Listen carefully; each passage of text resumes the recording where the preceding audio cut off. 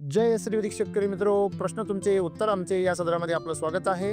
नितीन जाधव यांनी प्रश्न विचारलेला आहे की गेवड्याचा प्लॉट 32 दिवसात झालेला आहे, बेसल डोस भरलेला आहे, सॉइल चार्जर 2 लिटर सोडलेला आहे, तरी पण शेंडा थांबलेला आहे. आता एनर्जी बुस्टर आणि सॉइल चार्जर परत सोडलेला आहे. कशामुळे आणि का झाले असेल ते सांगावे. थंडीच्या दिवसामध्ये वेलवर्गीय पिकांची जी वाढ आहे ती मंद गतीने होते, कारण वेलवर्गीय पिकं ही गुरुत्वाकर्षण शक्तीच्या विरुद्ध दिशेने वाढत असतात. आणि दुसरी गोष्ट म्हणजे जमिनीमध्ये जी गरमाहट हवी आहे तेवढी नसल्यामुळे, टेम्परेचर कमी झाल्यामुळे जीवसृष्टीचा जो संचार असतो तो अतिशय मंद असतो. मग अशा परिस्थितीमध्ये जमिनीमध्ये तुमच्या ऊब वाढणं गरजेचं आहे आणि ऊब वाढण्यासाठी तुम्हाला जास्त मोठ्या प्रमाणामध्ये एनर्जी बुस्टर आणि सॉइल चार्जरचा रिपीटेडली वापर करणं गरजेचं आहे. तुम्ही एकदा वापर करण्याच्या ऐवजी तुम्ही त्याचा जर पुन्हा पुन्हा जर 2-2, 3-3 दिवसांनी म्हणजे एकदम 2 लिटर सोडण्याच्या ऐवजी तुम्ही जर 1-1 लिटर जर वारंवार सोडलं तर तुम्हाला रिझल्ट चांगले मिळतील. नंतर अजून एक गोष्ट आहे, तुम्हाला जर जमिनीमध्ये ऊर्जा प्रचारित करायची असेल तर तुम्हाला अमृत जलच्या पाण्याचा वापर करणं अत्यंत गरजेचं आहे. तुम्ही त्याची आमच्या अधिकाऱ्यांकडून माहिती घ्या आणि अमृत जलच्या पाण्याचा जमिनीतून वापर करा. त्याचबरोबर आपण टाकलेला जो बेसोल डोस आहे त्या बेसोल डोसचं प्रमाण जर कमी असेल तरी सुद्धा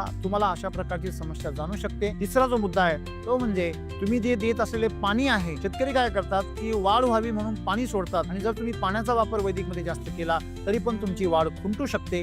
त्यामुळे आपण सूचनांची काळजी घ्यावी. त्याचबरोबर आपण एससीटी वैदिक मध्ये लक्षात ठेवलं पाहिजे, जर वातावरण प्रतिकूल असेल तर एससीटी वैदिकचं कुठलंही पीक जे आहे ते स्लो वाढ करतं. जेव्हा वातावरण अनुकूल होतं तेव्हा ते एकदम वेगाने वाढायला सुरुवात करतं. त्यामुळे प्रकृतीसोबत एससीटी वैदिकची शेती होत असते. त्यामुळे आपण जास्त जर सर्वच योग्य गोष्टी केलेल्या असतील तर काळजी करण्याचं कुठलं कारण नाहीये.